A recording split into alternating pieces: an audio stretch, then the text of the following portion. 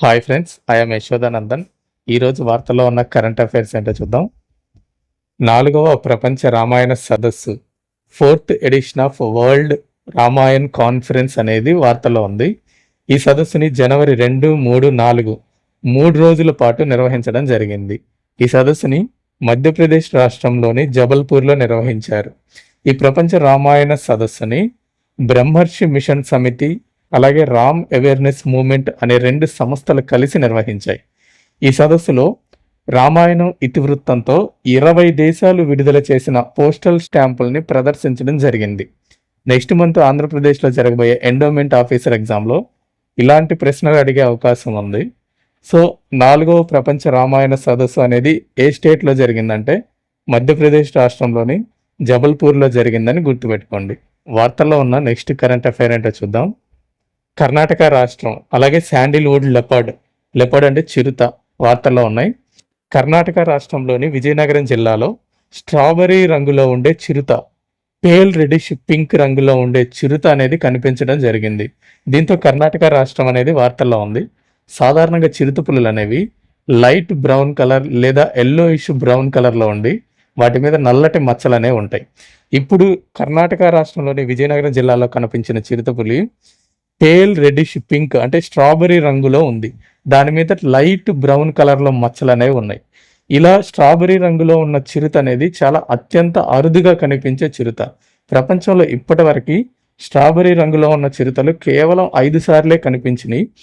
దక్షిణాఫ్రికాలో 2 సార్లు, టాంజానియాలో 1 సారి, అలాగే మన ఇండియాలో 2 సార్లు కనిపించినాయి. 2021లో మొదటిసారి రాజస్థాన్లో కనిపించింది.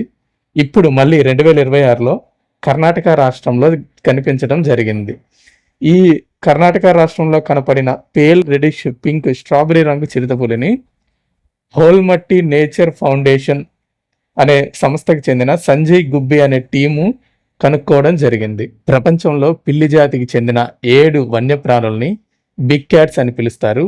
ఆ బిగ్ క్యాట్స్ ఏంటంటే tiger, lion, leopard, snow leopard, cheetah, jaguar, Puma.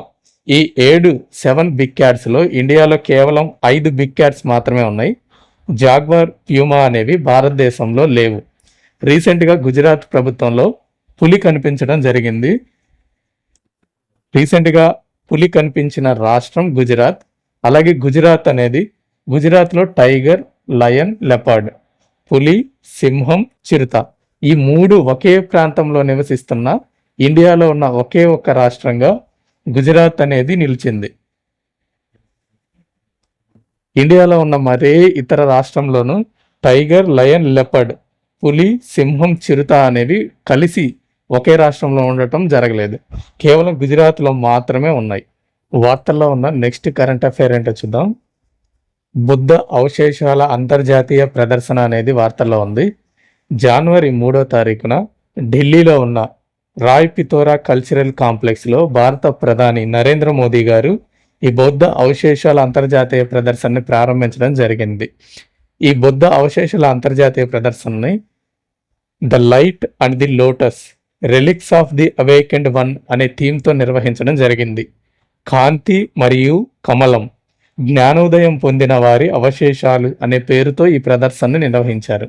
ఈ ప్రదర్శనని సెంట్రల్ మినిస్ట్రీ ఆఫ్ కల్చర్ నిర్వహించడం జరిగింది.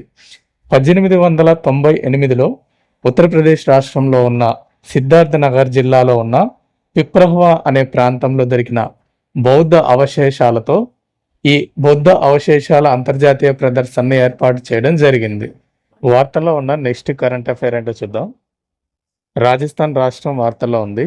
రాజస్థాన్ రాష్ట్రం రీసెంట్గా ఒక ప్రోగ్రామ్ని లాంచ్ చేసింది. తమ రాష్ట్రంలో ఉండే పాఠశాల విద్యార్థులు రోజులో కనీసం పాఠశాలలో 10 నిమిషాల పాటు వార్తాపత్రికలు చదవడాన్ని తప్పనిసరి చేసింది. ఇలా రోజు వార్తాపత్రికలు చదవడం వల్ల విద్యార్థుల్లో జ్ఞానం పెరుగుతుందని, అలాగే విద్యార్థులకి చదవడం మీద ఆసక్తి పెరుగుతుందని రాజస్థాన్ రాష్ట్రం చెబుతుంది. రాజస్థాన్ కంటే ముందు తమ రాష్ట్రంలో ఉండే విద్యార్థులు వార్తాపత్రికలు చదవడం తప్పనిసరి చేసిన రాష్ట్రం ఉత్తరప్రదేశ్. రాజస్థాన్ కంటే ముందు ఉత్తరప్రదేశ్ రాష్ట్రం తమ రాష్ట్రంలో ఉండే విద్యార్థులు తప్పనిసరిగా రోజుకి 10 నిమిషాల పాటు వార్తాపత్రికలు చదవాలని డిసైడ్ చేసింది ఉత్తరప్రదేశ్ రాష్ట్రం. వార్తల్లో ఉన్న నెక్స్ట్ కరెంట్ అఫైర్ ఏంటో చూద్దాం. తైమూర్ క్షిపణి అలాగే లౌడీ నౌక 2 వార్తల్లో ఉన్నాయి. తైమూర్ క్షిపణి అనేదాన్ని పాకిస్తాన్ వైమానిక దళం పాక్ ఎయిర్ ఫోర్స్ కోసం పాకిస్తాన్ తయారు చేసిన ఒక క్షిపణి పేరు. ఇది అణుక్షిపణి కాదు, కేవలం సాంప్రదాయ వార్హెడ్లని మాత్రమే మోసుకెళ్లే క్షిపణి. దీని పరిధి 600 కిలోమీటర్లు ఉంటుంది. 600 కిలోమీటర్లు ప్రయాణించగలిగే సామర్థ్యం ఈ తైమూర్ క్షిపణికి ఉంది. అలాగే లౌడీ నౌక అనేది చైనా నావికా దళం, చైనా నేవీ కోసం చైనా ప్రభుత్వం తయారు చేసిన నౌక. ఇది క్షిపణి విధ్వంసక నౌక. సో తైమూర్ క్షిపణి పాకిస్తాన్కి చెందింది, లౌడీ నౌక అనేది చైనాకి చెందిన నౌక. ప్రపంచంలో అత్యధికంగా యుద్ధ నౌకలు కలిగిన దేశాల్లో చైనా మొదటి స్థానంలో ఉంది. తర్వాత 2వ స్థానంలో అమెరికా ఉంది. ఇండియా అనేది 6వ స్థానంలో ఉంది. అత్యధిక యుద్ధ నౌకలు కలిగిన దేశాల్లో చైనా, అమెరికా మొదటి 2 స్థానాల్లో ఉన్నాయి. ఇండియా 6వ స్థానంలో ఉంది. వార్తల్లో ఉన్న నెక్స్ట్ కరెంట్ అఫైర్ ఏంటో చూద్దాం. 72వ నేషనల్ వాలీబాల్ టోర్నమెంట్ అనేది వార్తల్లో ఉంది. ఈ టోర్నమెంట్ జనవరి 4వ తారీఖు నుంచి జనవరి 11వ తారీఖు దాకా జరుగుతుంది.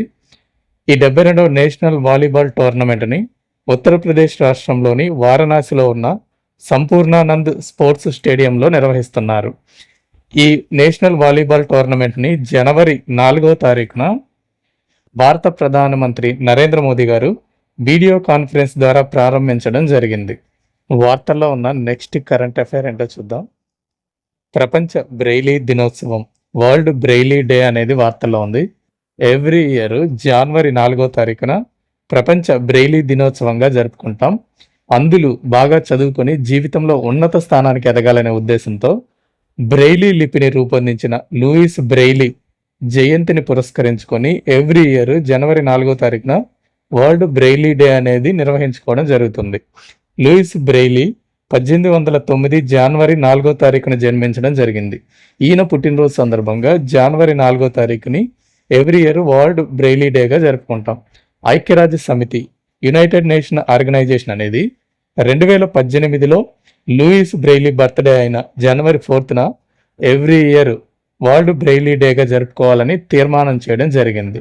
దాంతో నెక్స్ట్ ఇయర్ 2019 నుంచి ఎవ్రీ ఇయర్ జనవరి 4న ప్రపంచ బ్రెయిలీ దినోత్సవాన్ని జరుపుకుంటున్నాం.